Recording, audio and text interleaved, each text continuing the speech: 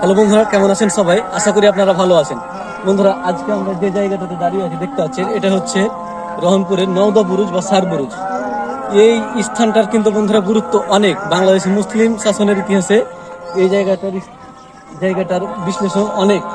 তার কারণ হচ্ছে বন্ধুরা, এটাকে মনে করা হয় যে এটা নদিয়ার রাজা লক্ষণ সেনের রাজপ্রাসাদ ছিল।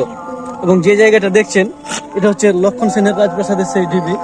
এখানেই 1204 সালে ইখতিয়ার উদ্দিন মোহাম্মদ বিন বখতিয়ার খুলজি হামলা করে নদিয়া জয়ের মাধ্যমে বাংলাদেশে বা তৎকালীন পূর্ববঙ্গে মুসলিম শাসনের সূচনা করেছিল। এই সেই জায়গা বন্ধু, ঐতিহাসিক জায়গা যেখান থেকে বাংলার মাটিতে মুসলমান শাসনের গোড়াপত্তন ঘটেছিল। বন্ধুরা দেখুন এই জায়গাটা।